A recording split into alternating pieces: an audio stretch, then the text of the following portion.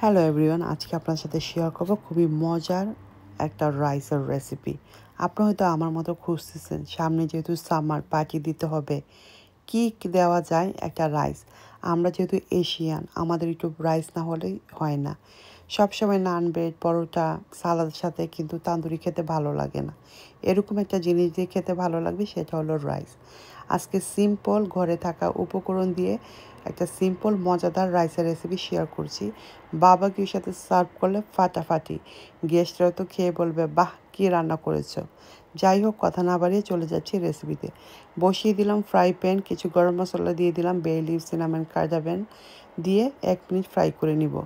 আগে আমি ওয়াশ করে রেখেছি বাসমতি চালের বয়েলড রাইস। এই রাইসটা রান্না করার সময় একটু মোটা ধরনের রাইস নিতে চেষ্টা করবেন। এখানে আমি 1.5 কাপ রাইস নিয়েছি। আপনাদের পরিমাণটা কম বেশি করে নিতে পারেন। 2-1 মিনিট ফ্রাই করে দিয়ে দিব একটা স্পেশাল সস। সসটা আপনারা বাসায় বানিয়ে নিতে পারেন। আমি একদম রেডিমেড পাস্তা যে সসটা আছে সেটা ইউজ করতেছি। এখানে আমি 1 কাপের জন্য 1/2 কাপের মতো টমেটো সস দিয়ে দিচ্ছি। এটা কিন্তু ক্যাচআপ না, এটা হলো সস। একটা জিঞ্জার গার্লিকের কিউব দিয়ে দিলাম, দিয়ে ভালো করে মিক্স করে নিব।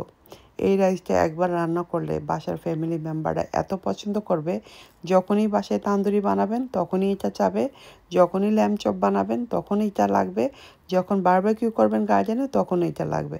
এতটা পারফেক্টভাবে এই রাইসটা যায়। সল্ট ফর টেস্ট অবশ্যই দিতে হবে। এখন যেহেতু আমরা একটু এশিয়ান স্পাইসি না হলে তো নয়, তার জন্য এখন আমি দিয়ে দিলাম turmeric powder, cumin powder, chilli powder, cumin powder, সব পাউডার অল্প অল্প করে আমি দিয়ে দিয়েছি। 1/2 স্পুনের চেয়ে একটু কম বেশি হতে পারে। ভালো করে মিক্স করে নিব।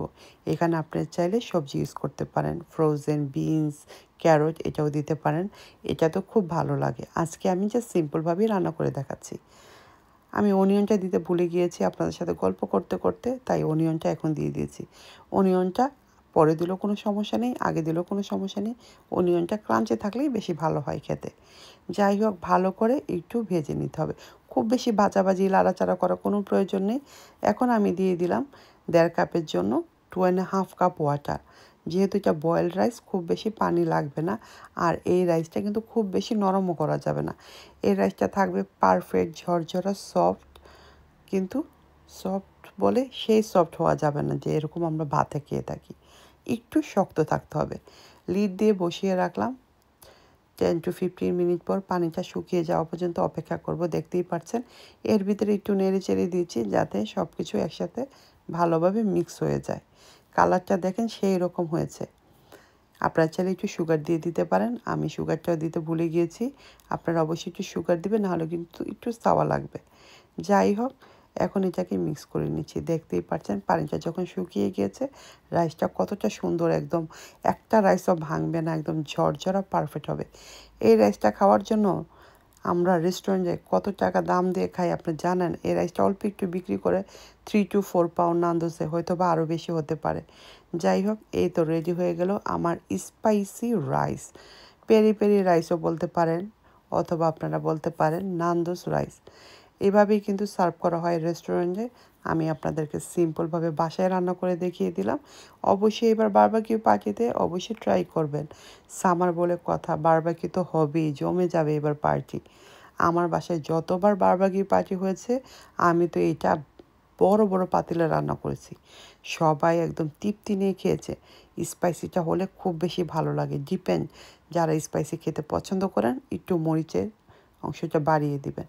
সুন্দর একটা সার্ভিং ডিশে সার্ভ করে নেবেন।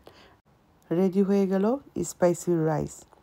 দেখতে যেরকম লোভনীয় হয়েছে, খেতেও সেই রকম। আমার বাসায় মাসে 2 থেকে 1 বার এটা বানাতে হয়। বাচ্চাদের বার্থডেতে এটা আমার বাসায় থাকেই, আমার বাচ্চাদের পছন্দ। তান্দুরি চিকেনের সাথে আমার বাসায় থাকেই। ল্যাম্ব চপ যখন করব এটা আমার বাসায় থাকেই। আর বারবিকিউ পার্টির কথা কী বলবো, বললামই তো কত বেশি বেশি করে বানাতে হয়। আমার ভিডিওটা যদি ভালো লেগে থাকে, পেজটাকে ফলো দিয়ে অবশ্যই আমার সাথেই থাকবেন। যারা ফেসবুক পেজ থেকে দেখবেন তারা প্লিজ লাইক দিবেন। আর যারা ইউটিউব চ্যানেল থেকে দেখবেন প্লিজ সাবস্ক্রাইব করে আমার সাথেই থাকবেন। রেসিপিটি ভালো লাগলে অবশ্যই ট্রাই করবেন এবং আমাকে জানাতে কিন্তু ভুলবেন না।